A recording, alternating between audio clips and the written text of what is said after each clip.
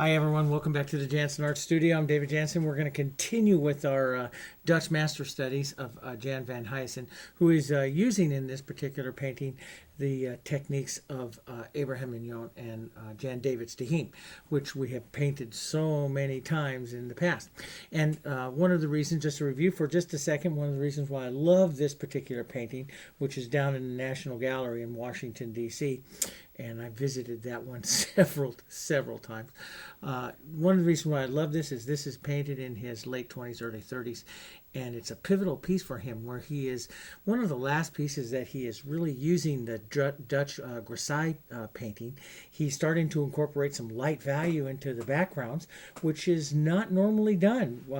With his predecessors of de Heem and Mignon and Van Alst, they did not do this lighting that goes into the background, and he's starting to find his own technique. And then just a few years after this painting, he develops his reddish umber Grisaille, which he becomes known for, and totally changes to light backgrounds and adding gardenscapes into the back of his painting. So this is kind of a real pivotal piece for him. So it does have some of the lighting effect that goes into the back of the painting, which he was criticized quite heavily for doing. But anyway, we've started our Grisaille.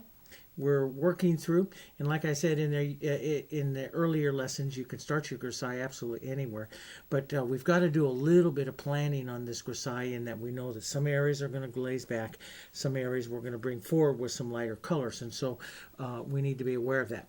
With the Grisaille, we have I've put out my Grisaille just acrylics onto the palette like this.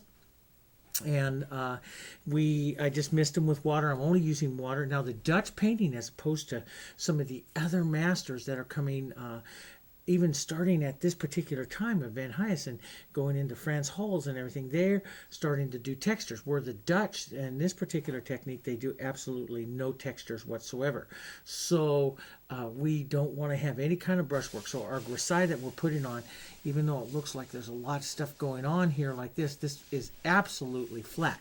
And like I said, when we painted the Grisaille and the Van Alst, sometimes they'd even take a razor blade and scrape off some of that texture. They don't want anything to interfere with the layers that are going to be coming on. And all the detail work, especially Van Huysum, all the detail work. He painted a lot of detail work, even with a one-hair brush.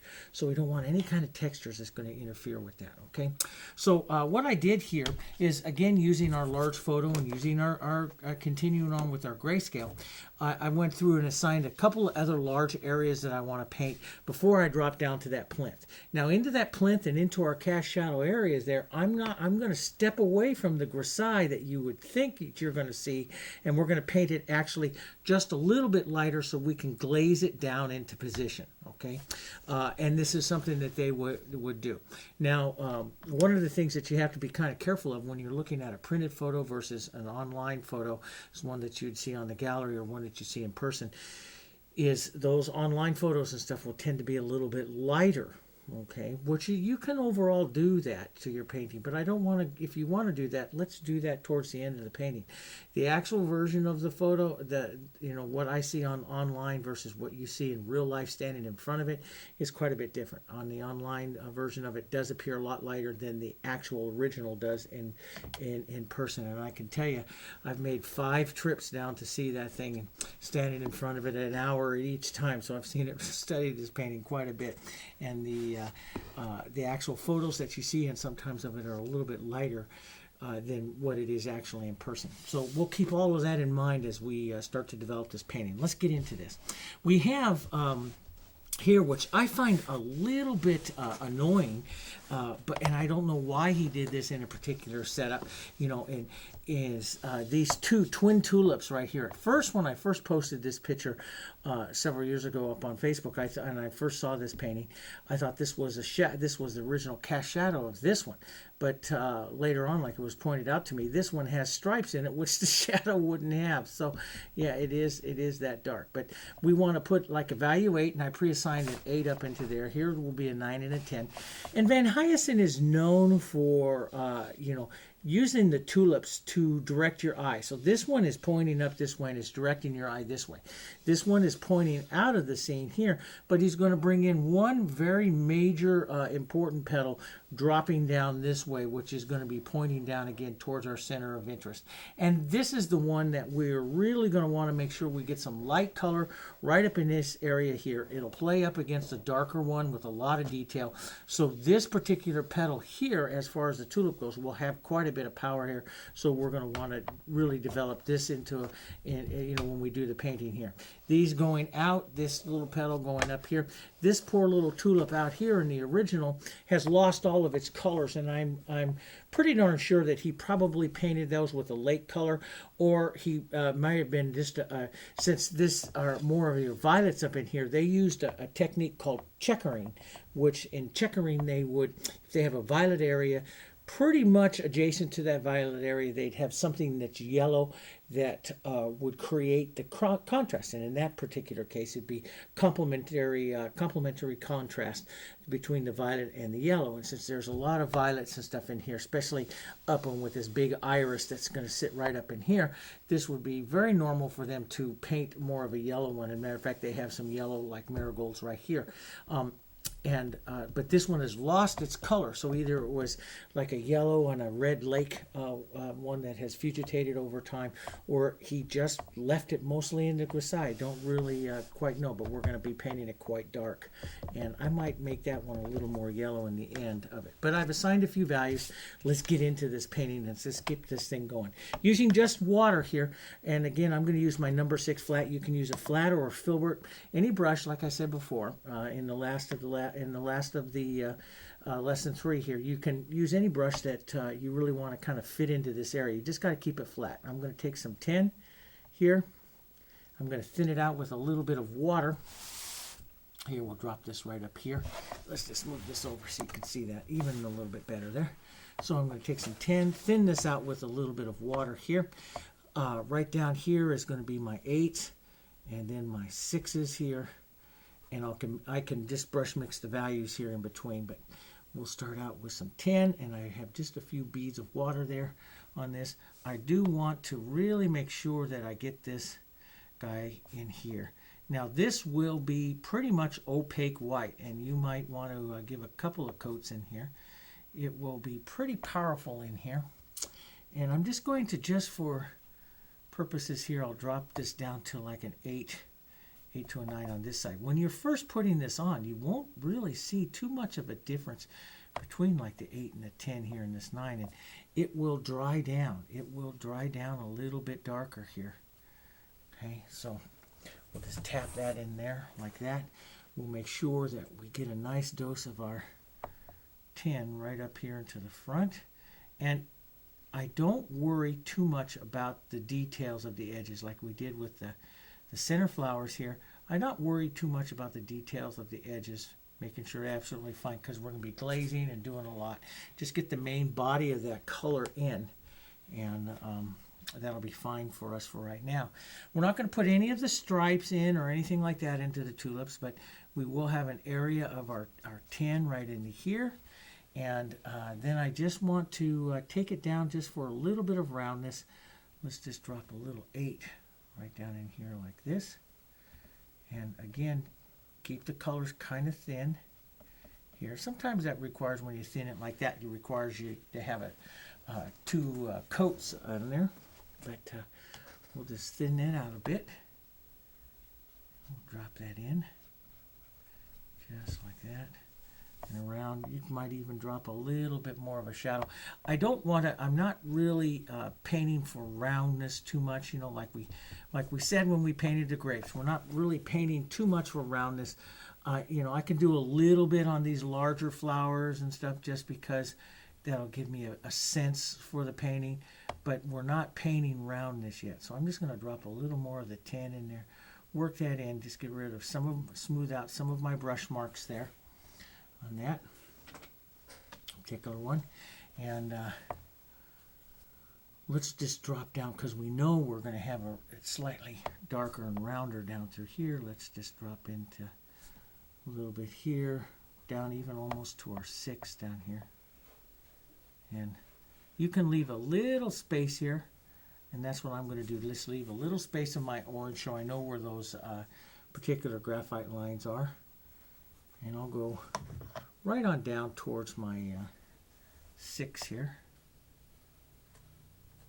On the photos, this tulip looks very, very light, and we might reinstate some of this light. But for right now, we'll just keep some of these areas a little bit darker. It'll help us see a little bit of roundness, even though we're not painting too much for roundness here. And we'll drop in a little bit into this here, and there'll be some real light coming right down in here. Again, I'm going to leave just a little space so I know where that is. And very thin. The colors are kind of thin. They have water in them to help them move. We only need water. So because we want this thing to just really dry up. So, and I'll just leave a little space there. For we might have a slight turned edge there. Might put one in there. There we go. And one in there. Down to 7s and 6s. So here we got the 6s. Here's my 8. I'm just going to drop right down. It'll be better if you can see that. So here's my 8. Here's my 6. Just drop down like we did in the last 11. Just take a little bit of both of these. Put both of those out there. Just drop down, brush mix down a little bit darker. Again, this is the first go through. Like everything, doesn't need to be absolutely perfect. We're going to adjust this quite a bit.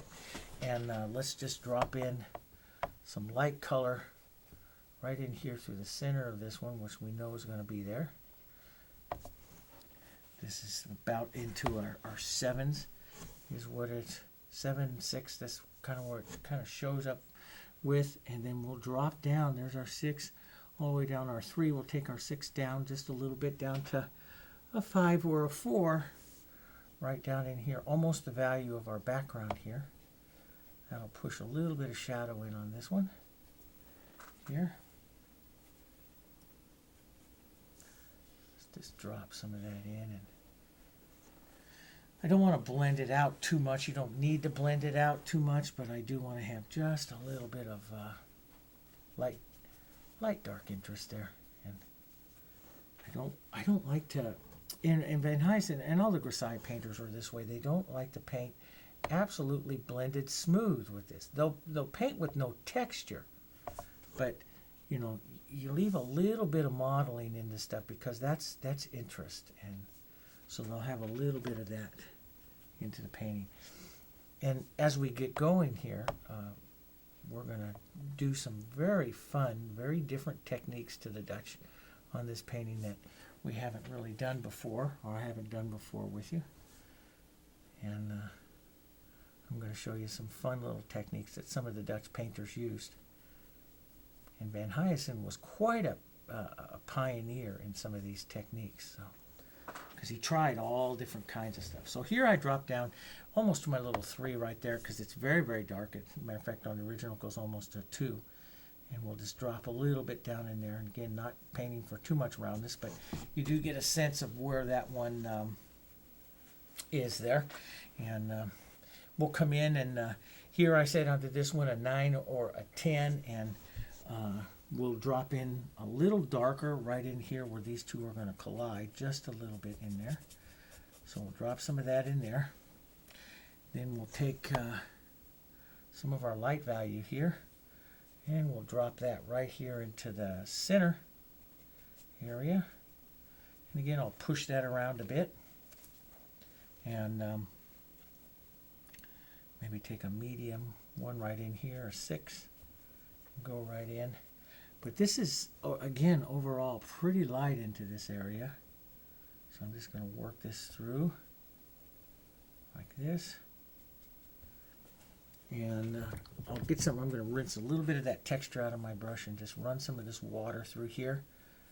And let that kind of flatten out my brushwork here. So I want it a little modelly, but I don't want texture. we have to avoid texture because we're going to paint all this into little petals and everything. And if we get too much texture in there, that makes it harder for us to find those petals because we're painting against the texture. So it was almost, like what I said earlier in the painting, that this was their photographs. This was their evening entertainment. They didn't have TVs. They have this. So the Dutch at this time would paint these massive florals and scenes, and they had a tremendous amount of interest to them. And it was their evening entertainment looking at these things. So now we have another kind of a lighter area here, but it's down. Let's get down to some of our 6, maybe right down here. Maybe a little bit of that 8 in there, about a 7 or so. And I put right on here, it's a 6, so a 6 to a 7 is good. Right in there. And we might want to take just a bit of dark, again, just to put it in there, just to see the separation. Or you can, you just tap a little bit of that 3 right in there like that. And you'll be able to see that separation of that flower there. Or what you can do is just leave a little bit of your graphite line there. So we'll put some of that in there. Maybe, on the original it has a little light edge here, so we can go up to our 8 or so. Take that down just a bit. Then I'll just rinse that brush real quick, just take a little water and just run it right through there, just to soften that out. We'll put a little bit into the back. Generally, when you're painting Grisaille, one of the things that you have to do is also plan for the glazing of color that comes later. And let's say, for example, I want to glaze on a 5, like a vermilion or so, a nice bright orange, like a number 5. I will overpaint that Grisaille slightly to like a 6 or 7, realizing that vermilion that I'm putting on is a 5, and then I'll paint that down into position. That's something that we're going to be doing here. After we get some of this Grisaille in, we're going to, as we paint for a round, we're actually going to overlighten some areas. We won't over darken, we will over lighten, because the colors will tend to darken everything down as we're applying these layers. Okay, so something that we'll do here, after we get more on and we start painting for our roundness. But I will be going to do this today. We are going to do this down on the plinth and in some of the lower areas and into some of those glazed shadow areas. We're actually going to paint them lighter than what the photo is showing. So this is one reason why we shouldn't really work really ahead, because I have this plan of where we're going to go and where we're going to do some glazing and what techniques that we're going to apply. And so I don't want you working too far ahead, because there are certain areas that I'm going to paint slightly lighter than what you see right now and slightly darker than what you see right now, just to control what's going to happen with the pigments, the techniques that go on before. And how do I know to do all this? I've read lots of books, especially that Looking Through the Paintings, which studies a lot of the Dutch techniques. And then I've painted recreated so many Dutch paintings that you learn what you can and can't do and what you shouldn't do when you're going to be glazing stuff, how to paint that. So it comes from a lot of experience. So just trust me on this. We're going to be changing a lot of this, okay? So let's come in here, and we're going to have some leaves that are going to be in here a little bit darker. These are one areas here that these leaves will sit in here pretty dark. As a matter of fact, if you sit there and if you blow up a leaf into that area there, and in here you can probably hardly see those in there. And they're down there like 5 or so, or down to 4 or 5, even a light area there, maybe a touch of a 6 or 7 on the edge of that particular leaf there. This is one in which I might just lighten up a little bit, and I'll plan for it just to create that look. Here I've got this down to almost a 4 to a 3 right down in there. So I'm going to keep this right down slightly darker, just slightly darker for right now. According to this tulip. So, in the original one here, this side of this leaf is about the size of this tulip here. So I'm just going to paint this leaf, instead of following exactly what I see, I'm going to paint it into position or paint it into relation of the tulip here.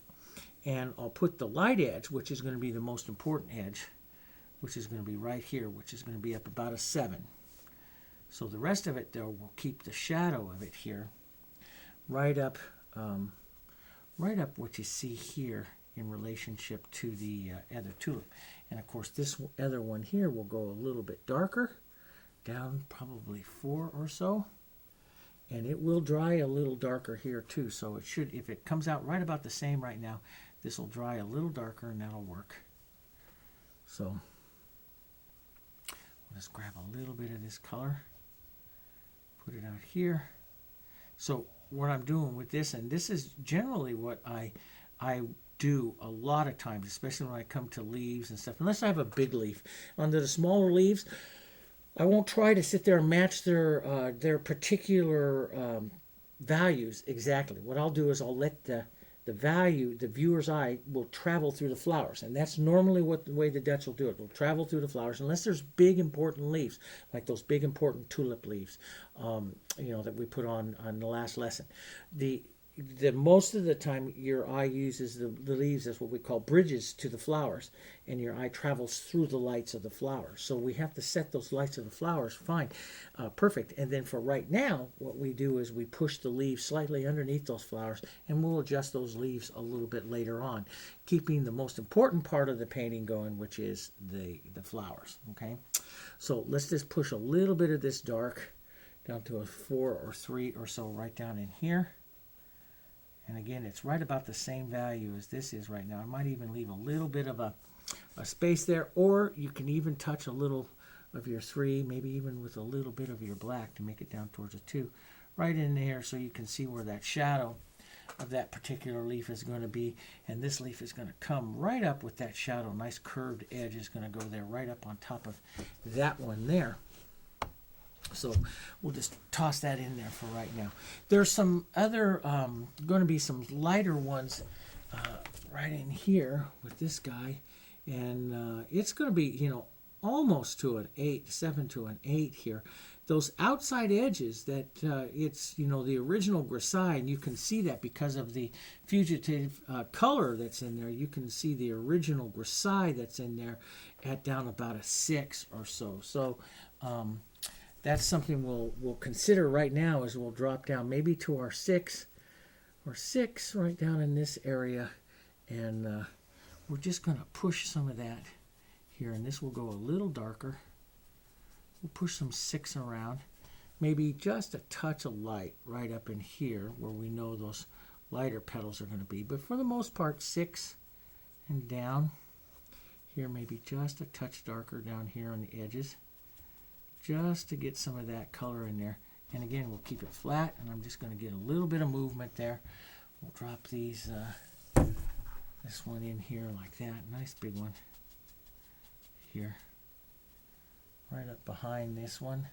There's going to be some leaves and some other things that will jet into there. That'll get into detail. We won't get that far into there, but that is really starting to set that whole area there, that whole corner of the design. Then we'll drop right on down here to these leaves and this rose that's out here. And I didn't mark that one, but let's just take a real quick look at that one right there. Lightest part up in there, well, the lightest part is in right between an 8 and a 9. And then it drops right on down to almost a 2 or 3 on the side. So let's grab some, let me just move this over a bit. Get that right back in here again. And we'll grab some of our 8 and our 6 here, so we get down to about a 7 or so. We'll drop that right in the center. We have some leaves, some of the sepals there coming up over the top of this little rosebud. I'm just going to avoid those for right now.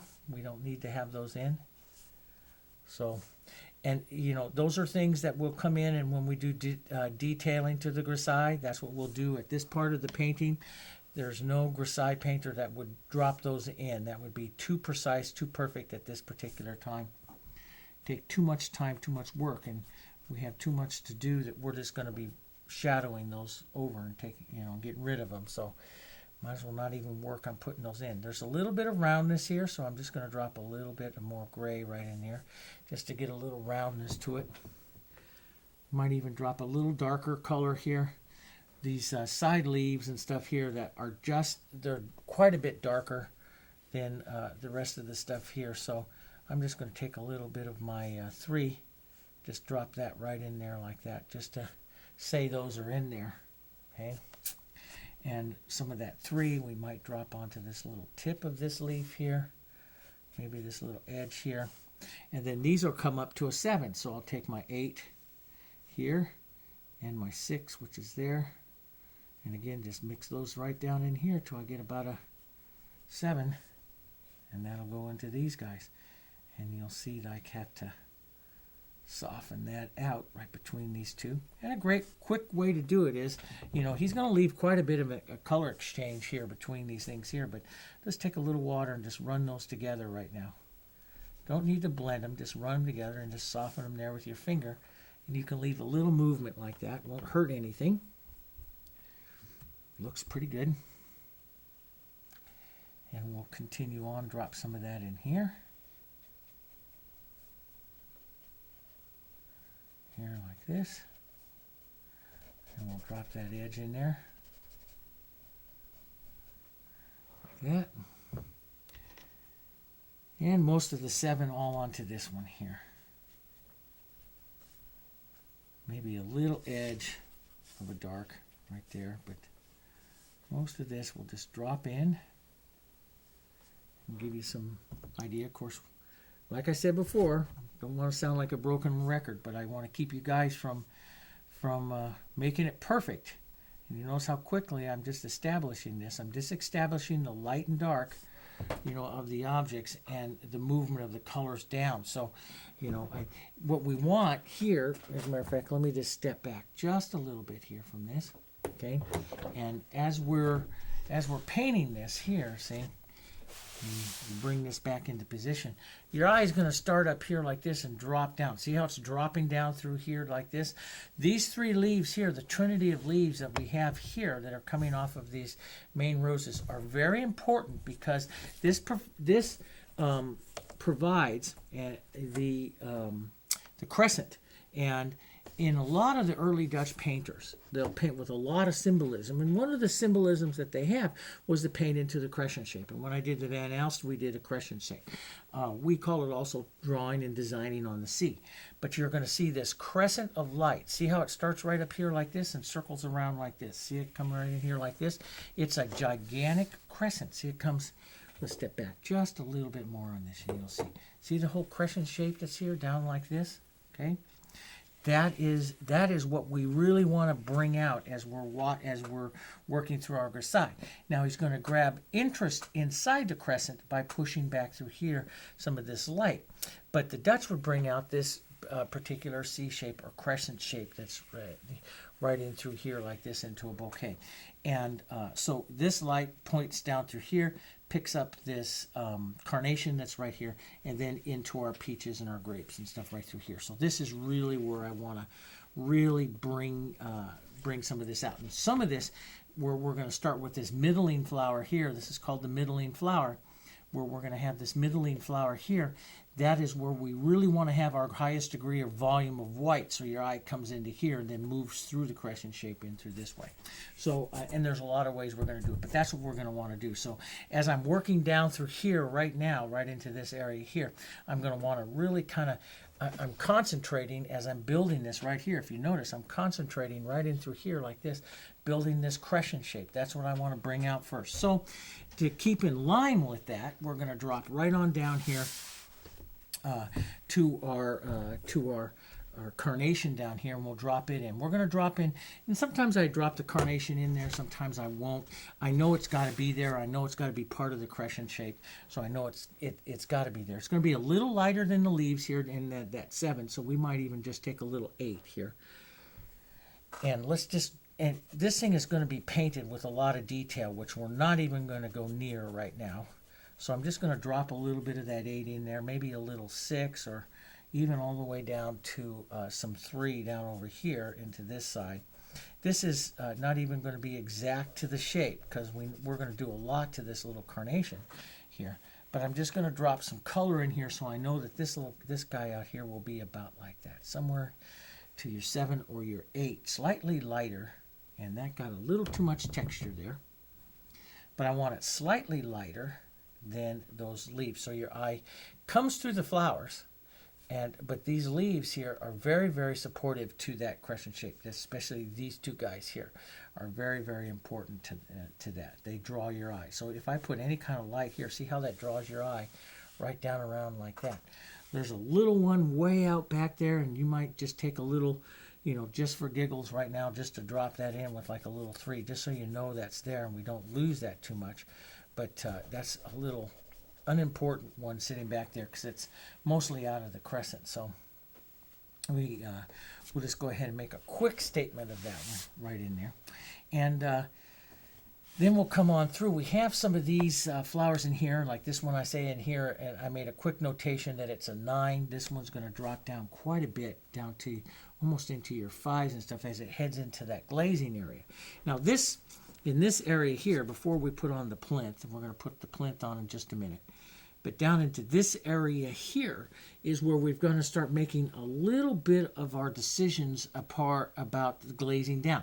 We're going to need to put in some what is called cast shadows, which are shadows created by an object cast onto another object here.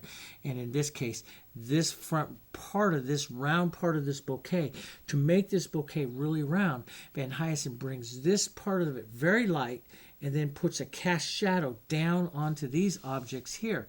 As the shadow passes the roundest part of the flower, which this is the roundest part of the flower, what we call the apex of the flower here, this part of the shadow down through here is called form shadow.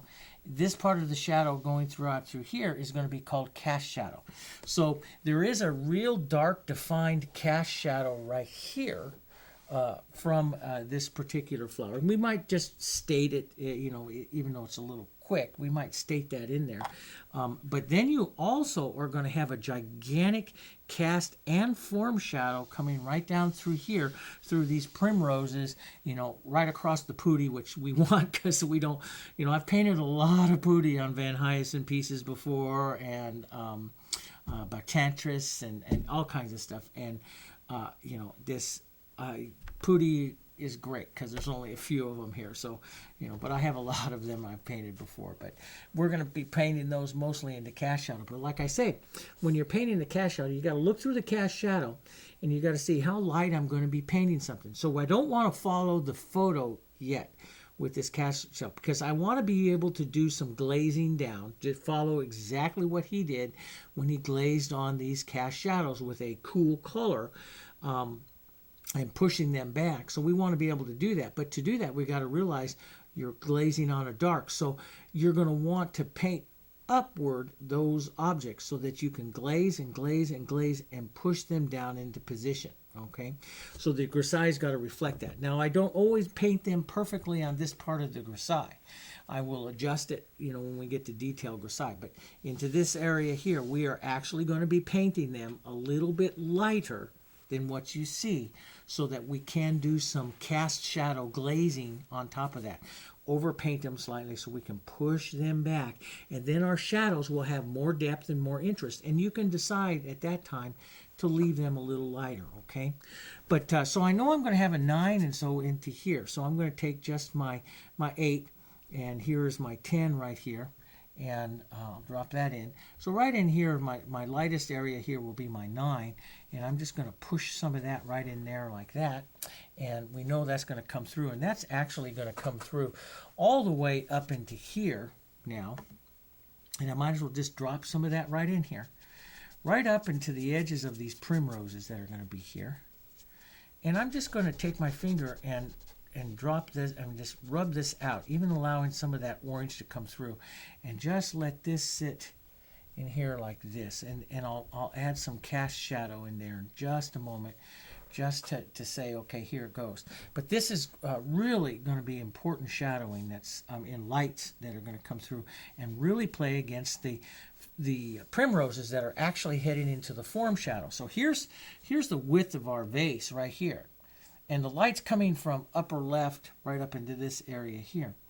And so the apex of the vase, of the vase, or vase, since we're painting it really well, this is a vase, is right here on this side. So this is really right where these primroses are starting, right in here, is really where that the form shadow of the vase and the bouquet are starting. Okay, so if you imagine this like a basketball here, and the light is on this side, so the highest point, the light's coming in here, the highest point of this round ball is right here, and so the light can't get past it. So from this point on down, it's sitting slowly and darker into cast shadow, or what we call form shadow, giving it form. Cast shadow is from the object, so I'm going to have a cast shadow here and here, and the rest of this is going to sit down in form shadow. So I'm just going to take a little bit of my darker gray down to my 6 or so in here and push some of that right in here that I know will be down in there. And I'll push a little bit of form shadow into this right in here, leaving and preserving my 9 right up into this area, which I know will be very, very important. And especially it'll go high, so 9 almost to your 10 again, right up in here, right up in this area where it's going to be very light. Here we go. Now, let's just go ahead and state what a cast shadow is. So this object, this particular rose here, like a Guelder rose, or like in the mum family, viburnum family, and you're going to have a cast shadow coming from this one here. And it's quite dark, but I'm not going to paint it quite as dark. I might take like a 4 or so right through here, and I'm just going to lightly state that there's going to be a shadow there, just so I can see it. I don't necessarily need this, to see it, but that'll just help separate these two if I put a little bit of that in there right now. And I'm going to have to light, if I put this in like this dark, so I can see it pretty well, I'm going to have to lighten that a little bit later on before I start my glazing. I will have to lighten that a little bit more because I want the shadow. We're going to glaze on some really specific shadows later.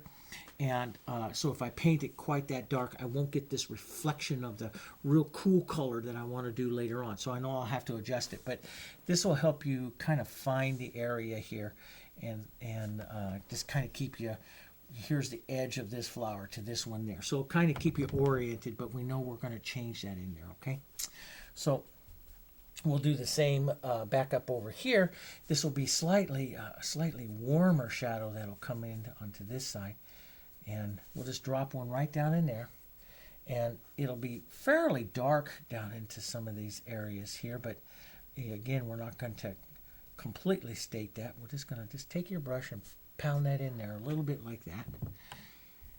And that'll help you separate that just a bit. Make sure that you take some water, go back over everything in this area, because we have petals and stuff that are going to go on here. And let's just take some water and let's just flatten this out a bit here.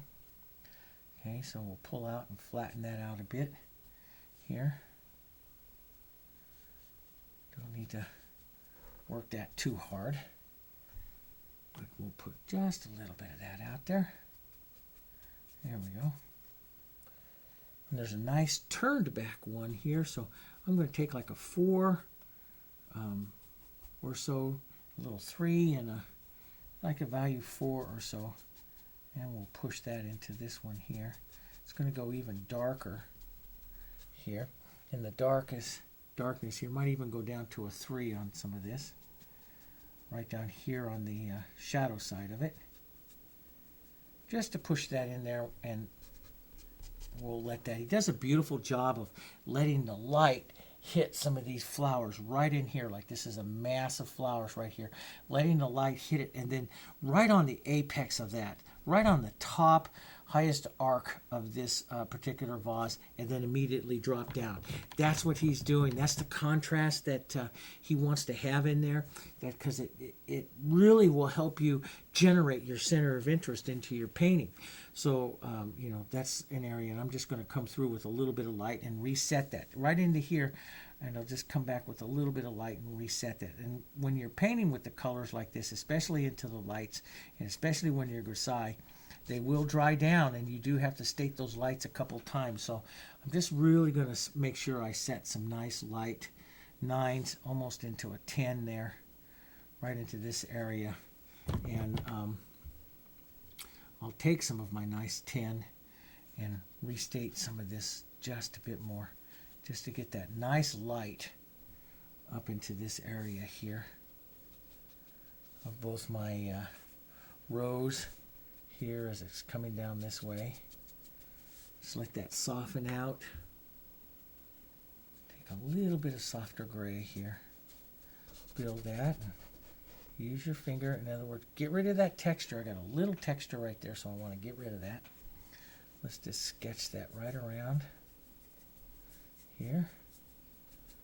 Get rid of all that texture that might be in there. Just grab some water into your brush and run through it to get rid of it. There we go. And that'll build that up pretty nice there. So down, that goes in through here. Now these primrose that are in there, now those guys are really, really dark because they are sitting really into past the apex, and the light is shoved off to the left here, so they're really sitting in cooler light, cooler shadow. I don't want to paint them. As a matter of fact, they look very, very black when you look at those. They are very black, and when you look at them up in the National Gallery, it's really quite lovely because they're blue. These are blue primroses, and he usually painted blues and reds and some real tone ochre colors. But they're the ultramarine blue that's going to come right in through here like that. And so these are just reaching into the halfway here, so you're just picking those up right there. And then they immediately drop into shadow. But down in here is a 1. But you really don't want to paint these quite as 1, so we have room to glaze these down. We have these smaller little flowers here that are really coming forward of the round part of the bouquet here. Okay, so they're actually coming out forward. And to make that happen like that, he puts them back into light. Really well done. This one reaches out into the light, past the apexes here, and it's coming out past that halfway, reaching up into the light. But back down in here, this is going to be all really dark. There's going to be the pooty down in here. Really, really dark areas down into there. So, but I don't want to push that color in there that dark yet. And we do want to go in there and paint some flowers. So I'm gonna reach down to like a 3, almost up to like a 4 or so. So I'm gonna come right over here. This is my 3 right over here. And I'm going to lighten that up almost into a 4. Now this will go on a little light and it'll dry down. And I'm just going to come in here and state some of these in about a value 4 or so. And there'll be a couple of them that might have a little bit of a lighter center there. A couple of these little primrose. And I'll just go ahead and make a quick little statement of them. I know my shadow is really going to come right down through this area. That's going to be the apex of my design. Now there is some leaves that are out here, so I'm not going to do a tremendous amount of definition, but I'm going to leave some of the orange come through, and I'm going to pat in some of this gray, and there's a 3, lighten it up a little bit to a 4, 3 to a 4, somewhere right in there. Okay, and we'll come in and drop like this one in here. And this guy in here. So we're going to give the perception of a shadowy side here, but it's not as dark. It's not as dark as what we see. So this will give us some room to develop these little shapes here. I'll stay out of that pooty there just a bit. We'll just put a little bit of that color back into here. That's going to allow us to work that area. There's it's like a little marigold or something right back here. It's a little bit lighter. And it's almost up to like a 6 here. Let's grab some more 6. Let's just lighten that up just a bit. We'll drop that guy in right there because it's hitting right on that apex up there towards the light, reaching to the light. You have some more little primroses right up here. They're going to come in and they'll be slightly lighter. So let's drop them in with their little 6s. 6 or 7s right in there. Probably no more than that. Here. Let's even put a little bit of 8 onto this one here. And again, I'm painting it, some of these smaller ones, just in the position of the big flowers. So I get a light to dark of the big flowers. Now there'll be some cast shadows and some other things going on in there. We might want to just take a little 3, almost down to a little 2, and just suggest a little bit in between here. Push back a little of the orange, not a lot right now, but push back some of that color, like there's stuff going on there. Nice big light. Might as well state that now. Tulip stem, as a matter of fact, I'm going to take it all the way up to an 8 here, right into this area here. Nice big light part of a tulip stem coming right in here, and then it drops down right here, and this is where you really see that apex of the light. Is it's right about where this bend is, right here, right by this flower back here. It's going to head right into its dark, and so it's going to stop right quick right there. Now again, I don't always tend to paint this much detail into something like this at this stage, but since we know it's there, we can do that, and it'll pick up its shadow again up onto this side here, and then it'll slowly come right back out to the light. And I'm just going to just lightly state that right in there. You got to see that. And so I'm just lightly going to take some of my 8 here, and we'll just push that light, let it fade right out onto that side, but it'll stop quite quickly here on this side as it hits that right where that light is. But because this is bending here, the shadow will be a little bit softer, but it will stop a little harsh right into that area there. So that'll just show that up and gets that area ready for us to do some decorating of it. Back in through here, you know, this is going to be the foot area of this, and the bowl and stuff of this is going to come right down in here. And it'll be quite dark. We might as well just go ahead and take some 3, almost down to a 2 down in here. It's in shadow in both ways. It's not only is it out of the light, but it's in any kind of cast shadow that's going to be right down in here as well. So this is the bottom of the vase right down here. We'll just make a quick statement of dark down here for it for right now. Not complete black, but down to almost like a 2. We'll just take some of our black and our 3 and our black. We'll take this right on down to like a 2 for right now. Let's just state that right in there. And right up by the peaches and stuff, this will help them start to advance, and it'll advance that part of the crescent. I'll just go right up to where I'm going to be painting the pooty in there. Just let that fade out in there. There we go. And the foot of it, a quick suggestion for the foot of it there.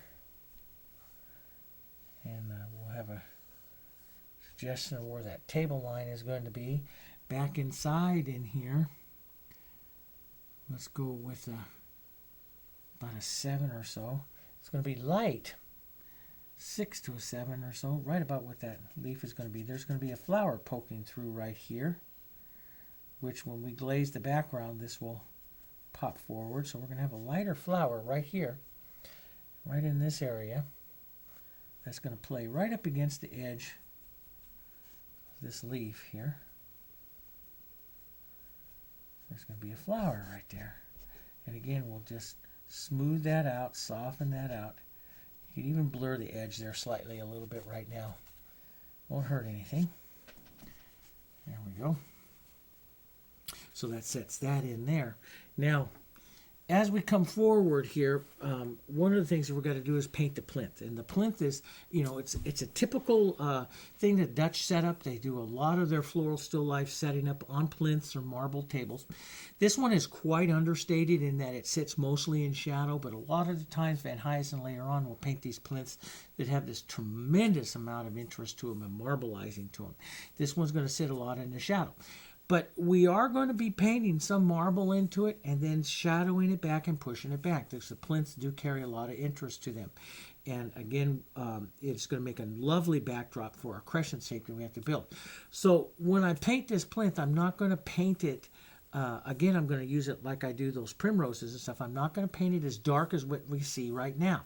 I am going to actually paint it a little bit lighter and then glaze it back into position. Part of the reason of doing that is that I know the plinth is going to have a lot of interest into it, and we want some lighter grisaille underneath to reflect a little more light. That's going to give us some interest that we will then glaze down into shadow, into position. Okay, so I'm going to reach over, grab my 3/4 inch larger brush here, and I'm going to go through, and you're going to look at like the front edge of this plinth that's right now. It sits at about a 5 to a 6 to the light here.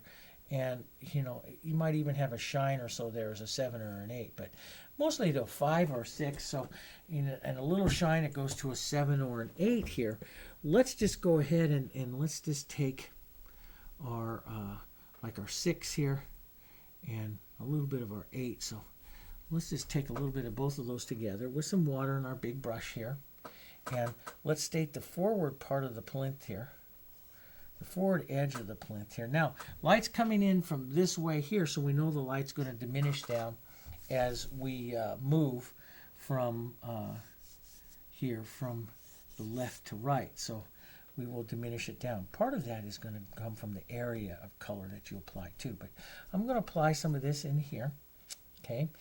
And I'm just going to just lightly state like the angled lines of this. This is going to be the angled lines of the plinth. And we're going to paint this down into position. But this plinth, we really got to kind of overpaint it a little bit so we can glaze it into position. So that's the light color. I'll drop down here to towards my 6, maybe a little bit darker here. And I'm going to stand a little bit of band of this color on here. Not painting any detail, but what I want to do is I want to head the back of the plinth back in color now, going back this way, heading further and further and further back. Okay, so then I'll darken down just a little bit more here, and we'll go back again as we recede from the light. There's a few other little stems there and stuff. I'm just going to paint through those right now, but I'm not going to go completely to the dark there, almost down to your 3 or so back here. We'll just push that in right now. Push that right back in there like that. And in actuality, we have to put the other part of the foot in there still too. So otherwise, it'll look like this little guy's falling off the table. But that's okay. We'll get that in there. So I'm going to paint this, start this plinth just a little bit lighter than what you really see here. This will allow me to glaze back some of this, that we'll do later on. Now, I'm going to take some of this dark that I have and drop right on here. This is the receding light, the receding edge of the plinth, right down into the shadow here. So I'm going to take some of this, and I'm just going to lightly push some of this around, down in my 3s and so, right down in here onto the plinth, and drop that in here.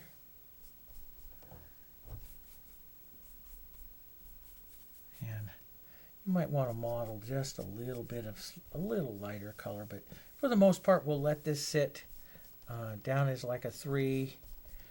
You can put a little bit more dark, like even down to a 2. Take a little black in your 3 here and push some of that slightly darker, not to black, but slightly darker here. I'll use my big brush and just kind of like put a little bit more of a shadow here to this side. Light moves from the left to the right on this, so you can show that by making this slightly darker as it goes across, but it's not all that important right now. We will do that. And so I'll just put a little bit of that across there and show a little bit of that light just showing up here between the grapes and so right in between there.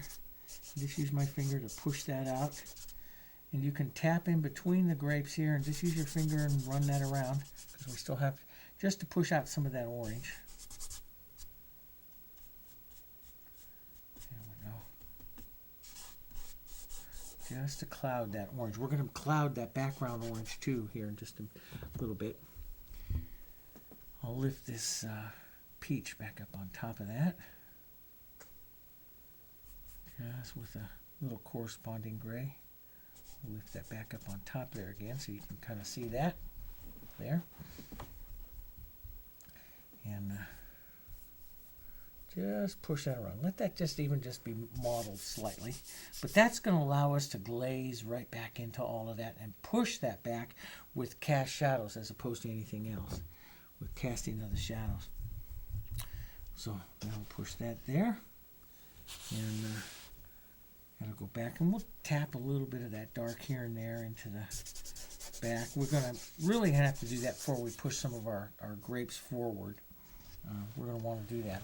Back up into this area too as you come back around is, again, a real dark area, and I put a lot of smaller grapes in there, and I'm just going to come in with like some 3 here. Here's my 3, and just come in with some 3, maybe even up into a little 4.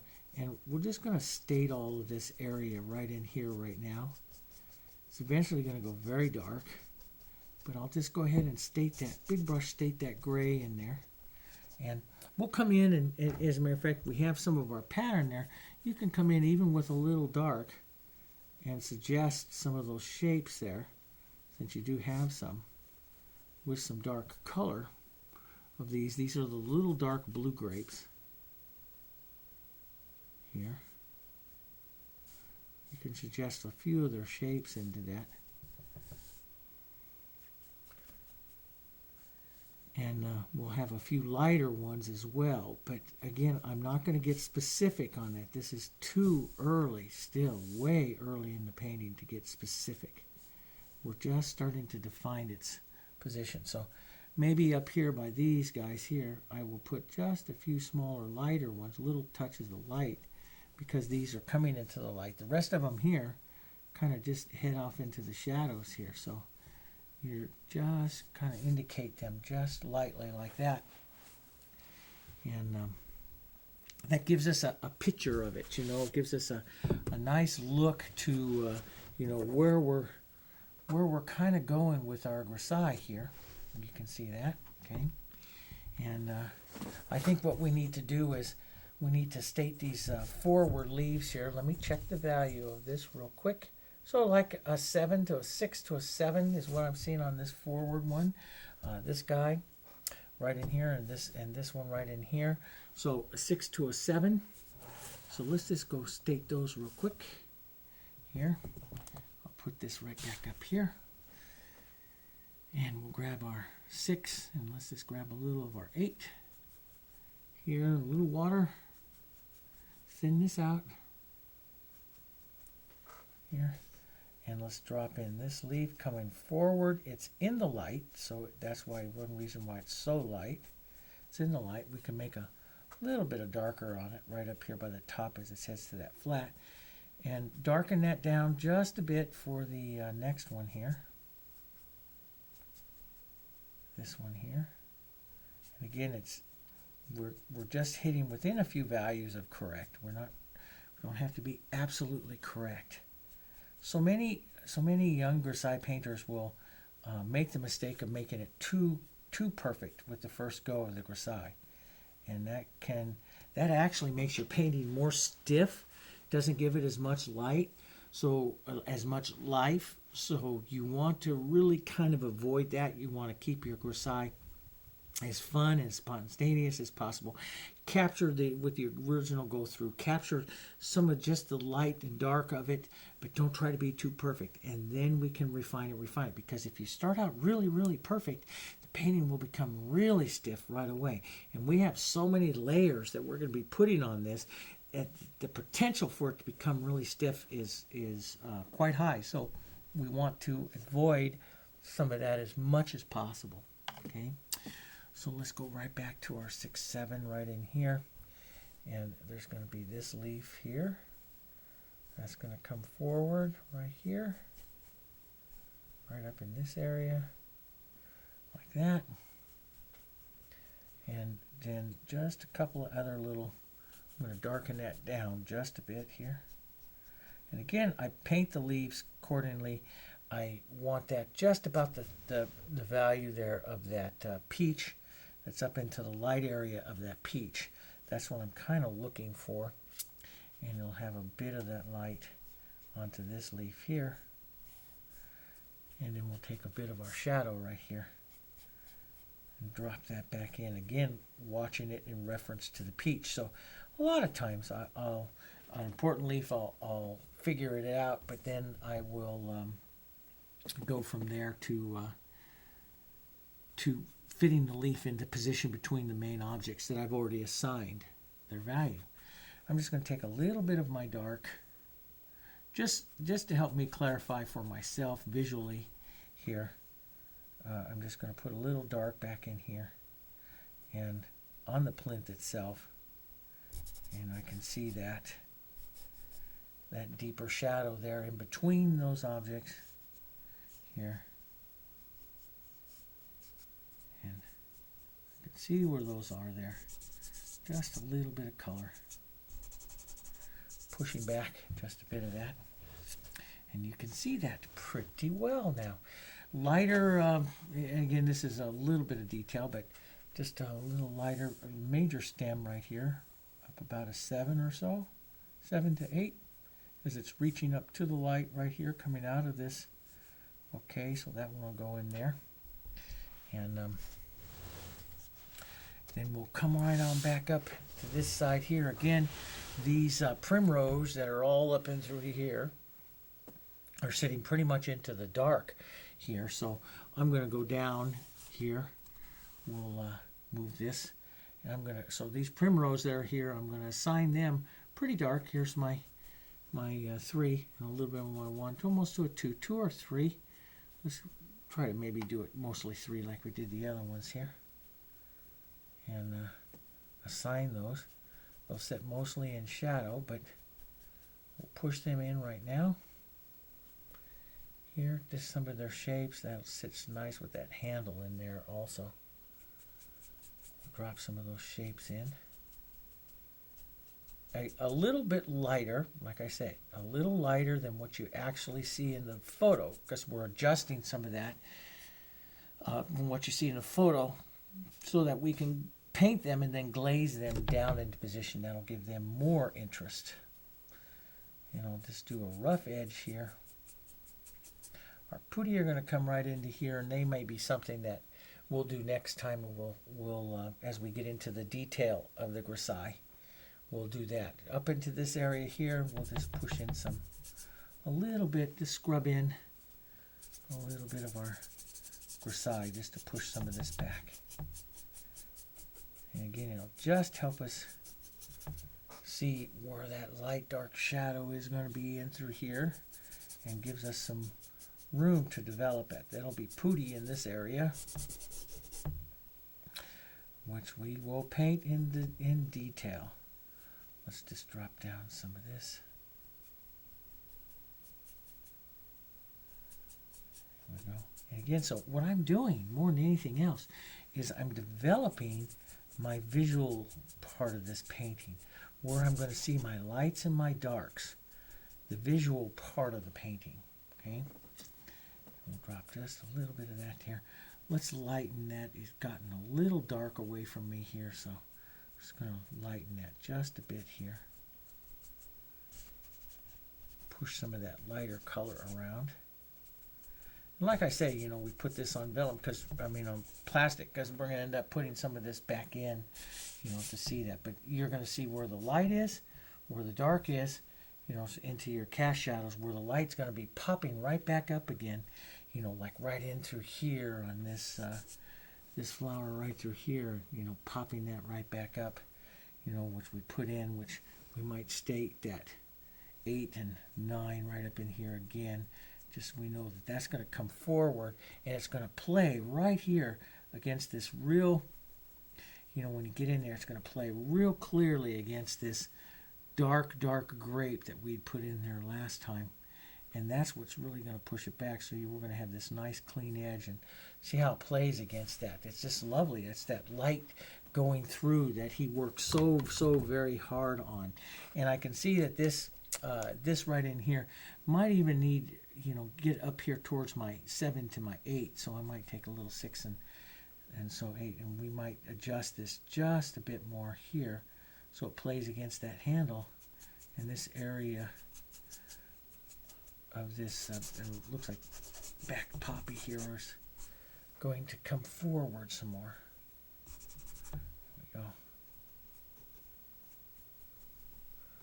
we'll have some more stuff going on, some more leaves and stuff, but that'll just puts that nice light right back in there, capturing that a little better.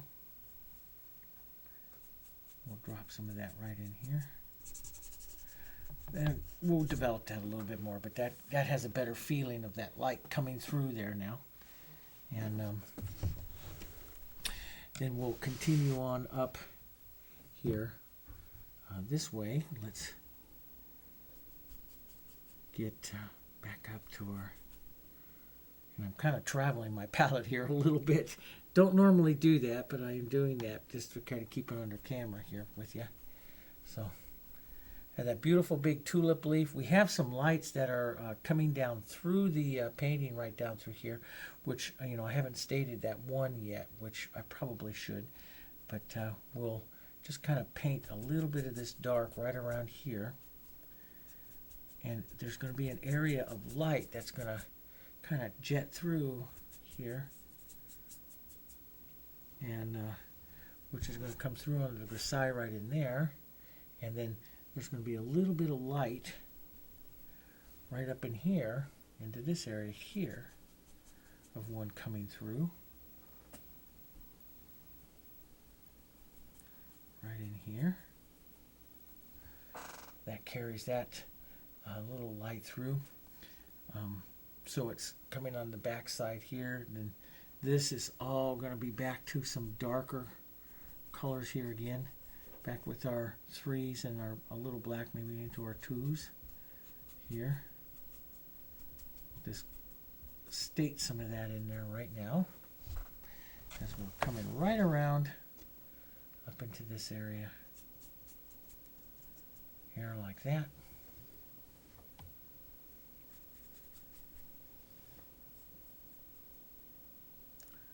Here we go. Pushing some of that back. That gives you a lot of area there that you can, glaze into position there. Now we're going to talk about this. We'll move forward and up onto this painting here, and we'll talk about this big iris that's going to be right up here. Okay, and I'll zoom in just a bit here for that on this iris. Let's talk about this iris here. It's got a light area right through here, and then he goes right back down to the dark. And again, this is one that, he's got paint in the ultramarine blue. He's a real big fan of ultramarine blue and the Prussian blue. In his earlier part of the career, the ultramarine blue, like Van Hyacinth and Deheme.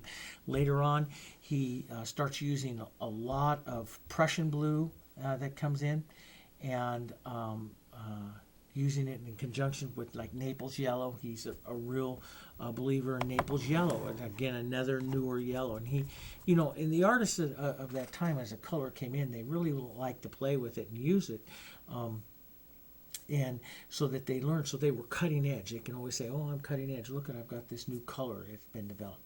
And ultramarine blue is one of the older ones, and then the Prussian, of course, comes in. Variations of some of the French ultramarine blues come in, and so they're trying some of these other things. But this particular guy here is going to be glazed down quite dark with the blues, but we're going to have some areas of lighter color that are going to come through here. So as we glaze these darker blues, as we glaze and push them down to the darker, that we'll get a glow coming through the blue. So again, this is a flower that we're not going to paint what we see as far as the value is. I'm going to lighten this flower up a little bit right now so that I can plan for my blue glazing down. Now I tend to do that a lot of times with blue flowers, just because those blues that they use, they need to have a little bit more of an underglow underneath them. So we realize we're going to do that. So this flower is sitting down here as, almost a 2 or a 3 way down here, maybe up towards of a 5 right here. So we might start this in more of a 5. I might take some of my, let's just turn this around so I can get back to my original gray up over here. And we'll take some of my 6, and here's where my 8 is here. So take my 6 and maybe just a touch of that 3 right in there, just to darken that down just a little bit here.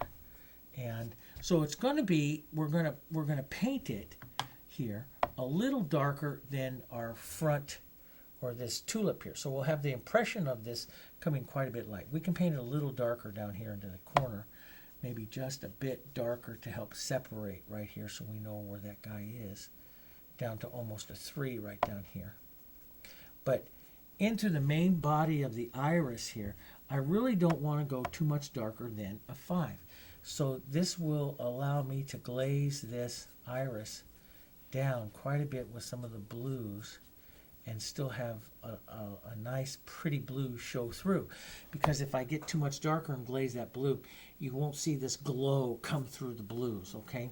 So I'm actually going to lighten this iris just because I'm going to do it blue. I'm going to lighten it up a little bit, okay? And you know, even if you've, if you worked ahead and made a little bit of a mistake onto, you can just overpaint it like this. Just make sure that you never have texture, and you can adjust your values, because we're going to be adjusting these too. We're going to have a little lighter color right in here, right where the center of the iris is right here. So we'll put just a little lighter color right there into the center of the iris, maybe upwards almost of an 8 right in there. And then we'll go back down here to this side. And we'll paint its detail as we get into the detail of each one. Here. There we go. Up like that.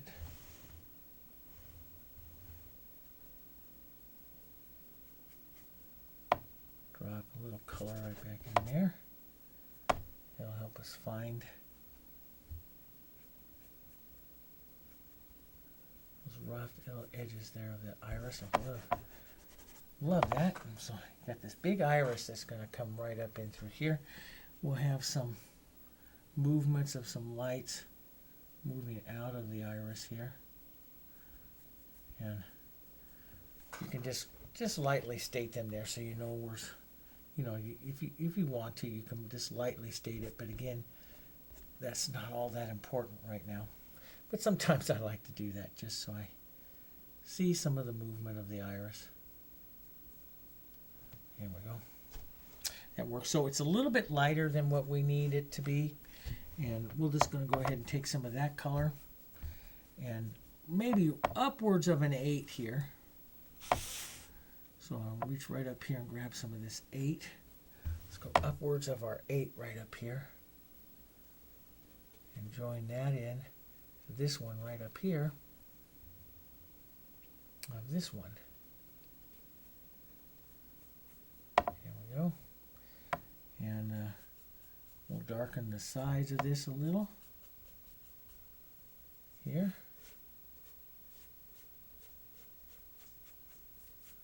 There's that right there. And take that slightly darker on the sides here.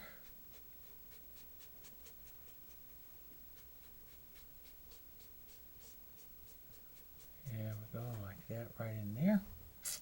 That's good. Again, another darker one. Let's just drop that edge right in that one. Another darker behind, and like I said, originally I thought that might have been a cast shadow of that one, but when you look at it up close and you see the original there, you don't. It's not a cast shadow because it has stripes in it. So, but we're gonna it's gonna be a dark one, but it's a dark one that we want to glaze into position, and so it sits down as really as a 2, but I don't want to really go darker than a 3 here, 3 to maybe a 4. So it'll be darker than the other one. Here in its position, it'll be darker than the other one. And matter of fact, you can even, if you want to take like a little 2, take a little bit of your black with your 3 there and push back just a little bit so that you can see that edge. But I will want to leave some of this slightly lighter so that when I glaze that down, that glazing down, that lighter color will reflect the glazing, and then we'll glaze it down to slowly make it darker. That's what we're going to do with these, these real back objects. And instead of painting them the Grisaille that we see, we're going to glaze them down with some of our dark value blues and reds and stuff, and pushing them back so those colors have more depth to them. Okay, so they need a little bit of light reflection up through them. Right up in through this area, again, we have a lot of these Guelder roses and stuff that are right up through here, casting a lot of light, through light into the composition up in through here. So we're going to come in and work some of these areas here. You have these original orange ones here. They are about a 6 to a 7 right in there, and those guys right there. And I would say, you could probably squeeze an 8 in there, but we need to make them lighter than what we're seeing here, and then the next area a little bit darker right here, then lighter. So here we need a 6 or a 7 here, and we'll take some of our 8 and some of our 6, and we'll just mix those right together right here. And we need to drop some of that right into these guys here. We'll just drop some of that tone right in here. And we should have the light edge of this tulip leaf just a little bit lighter. So I think that'll happen as soon as this dries down. If you notice that these dry about a value or so down, and this edge of here, matter of fact, we just might jet on just a little 8 just to make sure. That light edge of that tulip leaf right there has to be a little bit lighter. And then we'll continue on basing these guys in here. I forgot part of that iris leaf there. Part of it is just find everything here too. So let's drop that iris leaf down a little darker here again. Let's get that in there. And see, this all plays against this lovely light that's going to come through in here now. Here, slightly lighter. Let's go up to our 8s, to our 7 or 8s, a little bit lighter than what these flowers are here. And we'll just tap some of this in, right in through here, right into this area. Then it'll get a little darker here again. It'll be very close here, but I'll just push the edges of this a little darker so I can see that darkness there. So I just take a little dark and I'll just push that edge in there.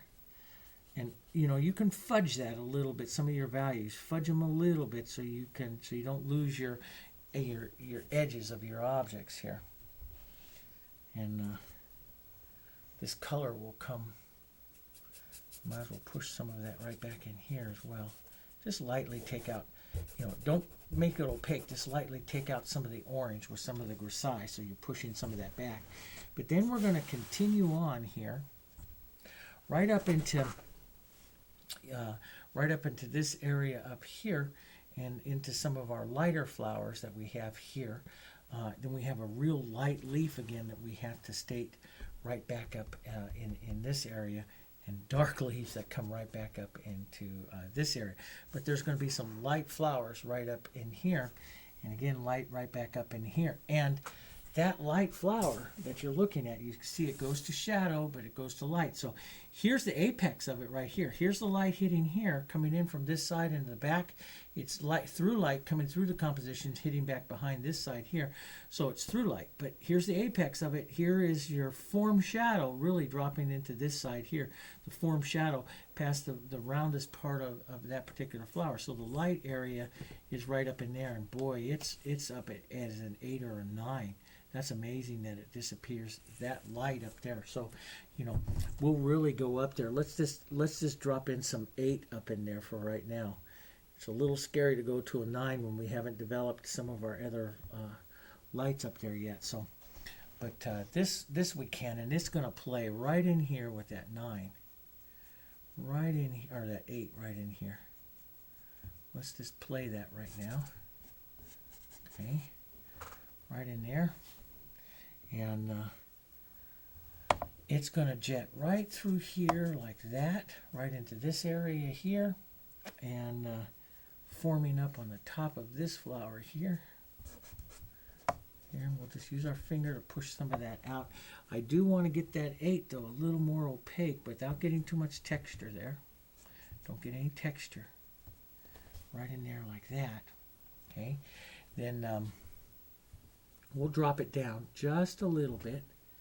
Drop it down with just a little 6 so it's a little darker here. And we'll come right down in between these, and this will separate because the iris is going to be darker down through here, see? And this will push this light right down in here. So the light is actually behind these flowers here. So see, as that's coming down through here like this, the light is there, and that darker part of that iris right there, that's going to be the darker part of that iris. But, you know, that iris isn't as dark as it's going to be because we're leaving some lighter color there so we can glaze it down. But let's continue on and drop in just a little darker. On the white flowers, we don't have to worry about our grisaille too much because they're not glazing with the colors. But sometimes the grisaille painter has to really be concerned about, their glazing colors and the reflectivity of their pigments that they're going to have with those glazes. A lot of your lake colors, a lot of your red colors that you have are really, really bright colors and would really tend to, you can really put them on a dark color and really get a lot of depth still to that. But some of the blues that they use were not so. They didn't have the powerful phthalo blue that we have today. And the ultramarine blue, the lapis lazuli that they used was very expensive. And so they wanted to use as little as that blue as they possibly could. So they would actually lighten their grisaille so their blue has more power to it. And then then glaze that down into position. So, you adjust that slightly for some of the pigments that you're using. That's what they're doing. Let's go right on up to the top up there, all the way down to like our 6s and stuff, or right up at the very top up there. Let me check that real quick. It's 7, 6, 7. Yep, it's right up in 6 and 7, right up at the very top up there. And so we'll drop those in for right now. And it's going to be a little bit lighter than what that tulip is going to be. So I'll put some of that on. Might even need to add just a touch of 8 there to that. And just wiggle that in here. That's going to be that light top of that part of that flower there. Yeah, it's going to come right at the top up there. And there'll be a little darker blue coming through, but we'll tackle that a little later. Yeah, a little more light right in there. We're just pushing some of this general value into the area here. Okay. We'll go right up to the top up here. State that all up in this area.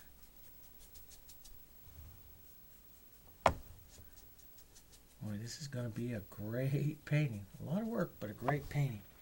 There we go. That's going to get that light right up in there. I'll come back. I'm just going to take a little 8 and just come in and just hit a few areas here that I know will be a little bit lighter, like maybe that front area there. This is just visualization. This just helps the visualization of it. So you can see, make sure you don't get the texture in there. Soften that out. So just a little 8 just to help visualize like a little flower there. Side turning of one there. Just like that. A little darker down to 6, down to say a 5 or so. Right down in here. Maybe that's a little dark, maybe down to 6. Here. This one goes right in there.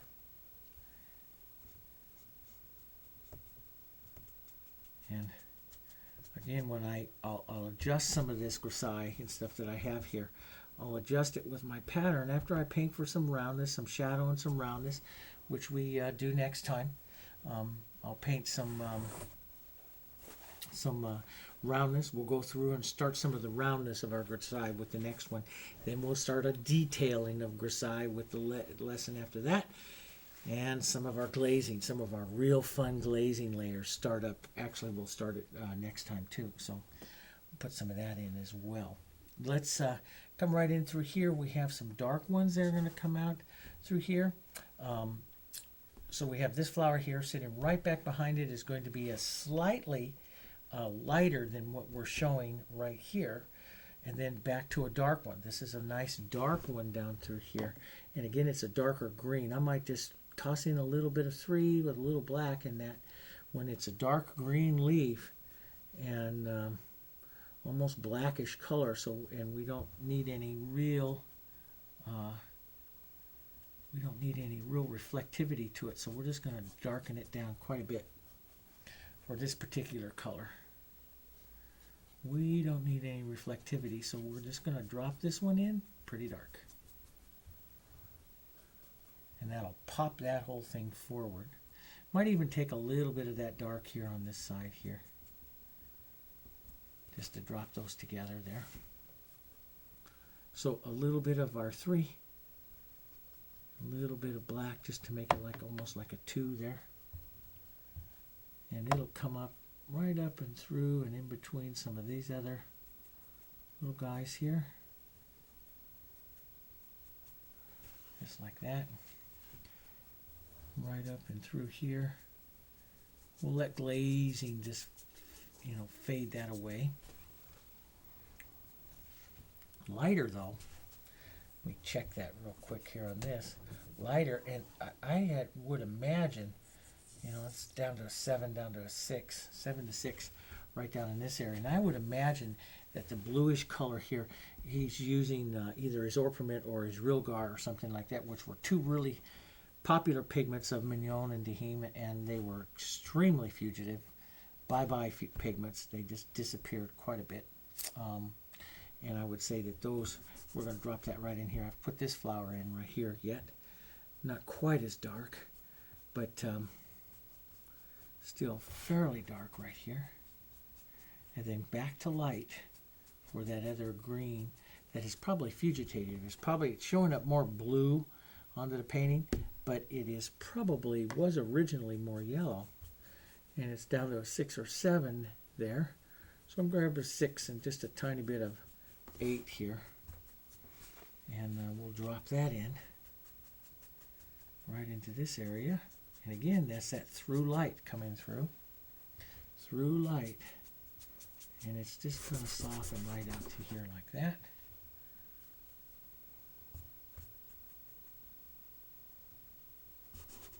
There we go. It's going to pick up that shadow of that one.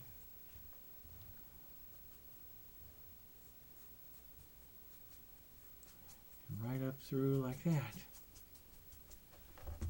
Right up in there like that.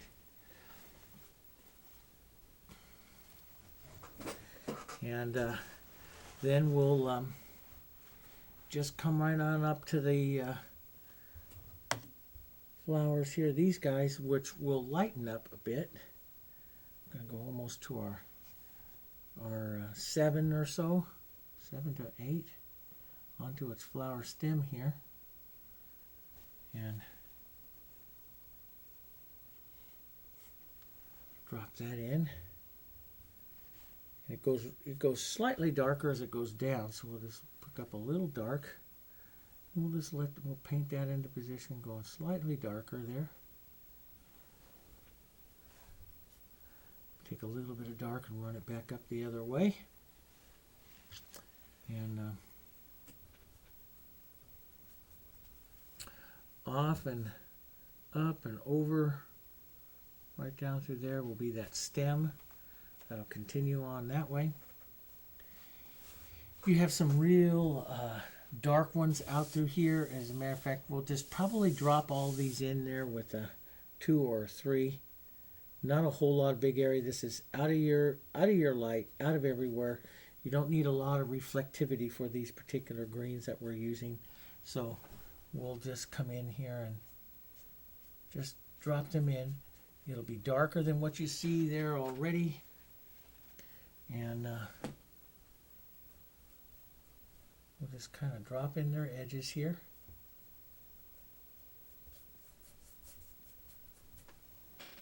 And I'm not, because we're out of our out of the light and into a back area here, they're not going to have a tremendous amount of detail. So these will probably only take us 8 or 9 hours to paint. No, I'm joking.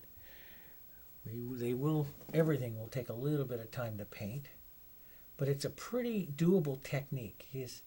Mignon's technique and Dehem's technique and what Van Huysen does with it here is very doable. It just takes a little bit of time, but it's very fun and it's very doable. I love painting these, and this is the one thing that I say to you. I love taking a painting like this, putting it on an easel back behind in my painting studio, and working on it over the course of a year. Don't get too involved in it. Paint some other things. Some paintings you want to just go toss some paint on, use a Paint It Simply and just go toss some paint on. And some paintings you want to take your time and really get into and develop a beautiful Grisaille, a beautiful painting. That's art. There's so many different varieties of art, and I love to do that. And I love for you to experience that as well. So, we're going to have a good time painting this year with this painting. And, we will accomplish some very nice things and some nice looks with that. And so we'll just toss a little bit of that in there. We'll toss a little bit of movement of some of this out here. There's some other smaller, like little leaves and stuff going on out here. You can just lightly state these, and you'll barely see those into the painting when we finally get done with all of our glazing and stuff. But there's a light little butterfly there. And, do you put the butterfly on now or not? That's a kind of a judgment call, your call. Sometimes I leave them for the end, because if you put them on too early, they go through a lot of layers, it can tend to look stiff. So, but he's a slightly lighter there if you want to just put a little bit of like a 7 or not 7, a 6 in there. 6 to a 5. Just want to drop him in there. And then I'm going to add just a little darker stem right up here. Right in there like that. That's pretty good. And then the rest of them up here, we have some of the smaller flowers up here that are these little tubular flowers here, and these little back guys here. I'm going to just drop those in and state them kind of quickly. There's a back turn set of kind of a flower here, and let's just drop in to a 3. This is out of our center of interest. These are areas that I really won't concentrate on painting too much yet until I get some of my main areas, lights and darks on. And so I'm just going to toss in some color for what I know to be in those particular areas. This one will be a little bit lighter. It'll have a little lighter area. It's a back one back here, so it might have a 6. Might go to a 6 or 7, 6 or 7 right back here, because it's hitting like he loves to play this. He loves to play this through light. This becomes one of his signatures about painting, is painting this through light back through. Letting some dark leaf that's going to come right here, come right in front of that through light here. As a matter of fact, he's going to have a dark stem, boom, right into here, and the calyx of the flower. Going to be right in there like that, and then a little darker up onto this side, right in there like that. There we go. Darker one comes down, lighter color back up through here. So maybe we'll push a little color in here. Some of this will glaze way down. Some of this will soften out. This will just put us some movement of some of those colors back through here. Little things like there'll be little flowers right in there. That's a bit much for right now for us to have to worry about there. But you have some of these little tubular flowers here. They're going to be like 8s to 9s almost. Some of these almost to a 10 again. Some of these right back through here. So I'll put some of the light value up here. I'll be a little careful here. We'll get some of that light value showing right back up here again, especially into your 8s. Maybe a tiny bit of 9 or light white to make it a 9. We'll grab some of that here, and some of that will show up right here. And again, I'm just quickly stating this, where those values will be. I'm just watching my photo. And we'll have some right in through here. These guys really twist and turn here. Here and around like that. Probably adjust these a little bit. One right out here like that. Will be a little bit, just going through finding some of the lights here. Some of that there. Finding through most of these kind of really light down to your 8s, and let's even go down to 8 with a little bit of 6 into that to kind of just just finish off some of these for right now. It's not absolutely perfect. It's just, again, we're not making perfect. We're giving ourselves some. Don't make them too perfect, because these guys will get stiff, and they do paint like these guys. They're very smooth round. It's because it's got many layers of color and stuff on it, and if you get it too stiff right now, you will really regret it as we get further on into the painting. There'll be some right in through here, just some through. So I'm just gonna put a little color movement into there. Again, just real quick statements of it. Nothing. Because when I glaze this all back, then we're gonna end up glazing some of this, really pushing this back, glazing this back, putting our pattern back on, our detail of it, and coming back in. And the reason why we do this right now is just for light reflectivity. So I just want to be able to reflect some light and not lose all of this right away. So, and some of this orange will come through just really pretty. Here we'll push through. Little end out here like that. So I don't need to have it I don't want to make these all perfect. These are like, if you make them too perfect, they're like the petals on that rose. We're not painting the petals of that rose yet. So you're just kind of stating the area there, and every once in a while you can find the outside line. But don't be too perfect on that right now. That's my only caution. A lot of painters, especially a lot of decorative painters, and I fall into that group too, because I found it really hard when I started doing a lot of emulation of the Dutch, because they start out so very casual and then slowly refine the line. And I jumped too much into refining the line right away. And so my early Dutch florals that I painted even 10 years ago looked really, really stiff compared to where I paint them now in the Mignon and the Van Hyacinth series that I did that's on our store. Those are what I feel are wonderful ones. But when I started teaching it about 10 years ago, before I even filmed those things, the ones I painted were very stiff. And that is because I started the Grisaille too stiff. Didn't get this nice casual just movement in. So now of course I started out and with a little bit more casual, a little bit more movement, and then refine the line, and then the whole flowers get more life to them to begin with. We'll take some of that right up here to this big turn flower. It'll be slightly darker here on this side here, as it pulls down this way. A little bit more darkness there. A little bit, just a little darker here. And we'll put on just a little bit lighter push petals here. Drop the idea of that nice curved stem. I thought that's such a unique little flower. You just boom, push it, and it points you right back towards that towards the painting again. Slightly lighter up here, a little daisy type shape right there. And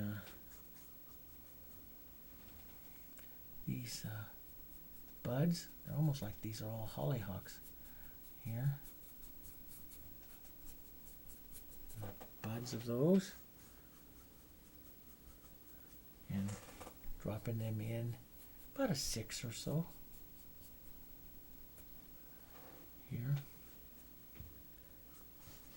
Buds spots right here. Again, not paying for roundness, just tapping those in right now. Getting a little bit of that color. These other ones here, I'm going to drop down to almost my 3s and stuff. They're darker. Just see them a little bit. So we'll just drop those in. Not center of interest stuff, movement of color. And they'll really come a lot lighter when we do some of our glazing. We have some stems and some other little flowers and movement here, which we'll just drop in.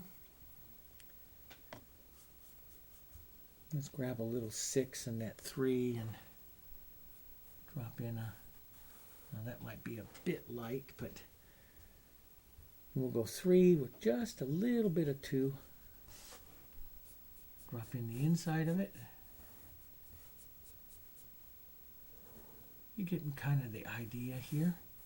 And again, that'll allow me to maybe take a little shadow stroke right there and push that down into that position.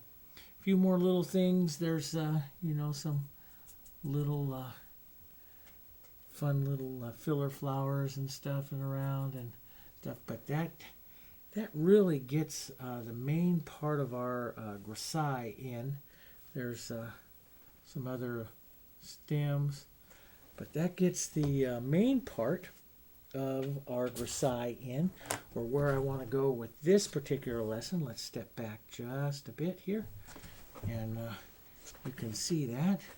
Here we go. So we'll start here at the very bottom, and you'll see we'll go forward. Now we'll be glazing a lot of this back here and painting for some of our roundness. We'll start some of that, and it goes all the way back up through at the top. So we do have some areas that we'll need to refine our crescent shape a little bit more. So if I look for my crescent shape here, my crescent shape, which I really want to develop, falls down just a little bit right here. So I got the light, and it falls down right into that area there where I pushed that 8, and it dried down a little bit much. So I'm going to take almost a 9.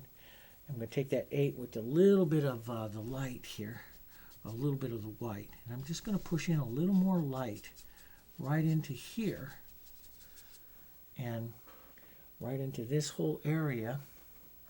And we'll let this play right up against that dark edge of that back one right there. So that could be a little lighter right in there. Here.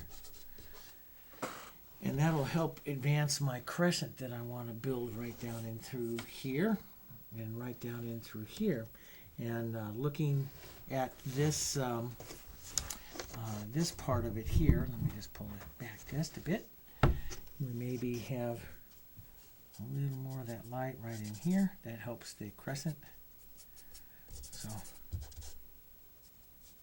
right in there like that. So that gets that zoom right up through here, right up through there.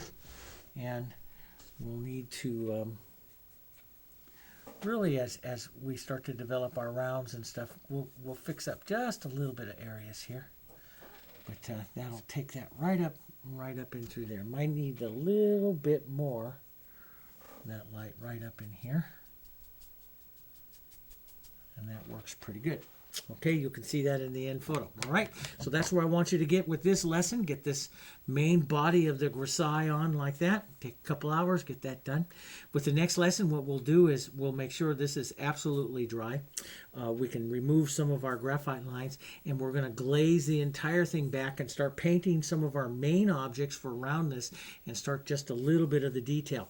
We will also be clouding, doing what we call clouding the back edge of the back right part of the background, so that we can push the through light through to our position. So we'll be doing that with some clouding and some glazing and starting some of the round part of our grisaille. Okay, so with that, get this on. Doesn't have to be perfect. Keep it casual. Keep it kind of airy. Not perfect. Stay away from texture. Stay away from really harsh defined edges. Try not to develop that, because we need to do some glazing here first.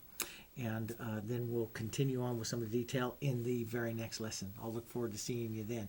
Till then, have a good time grisailling, and I'll see you next time here at Jansen Art Studio. You take care. Bye-bye.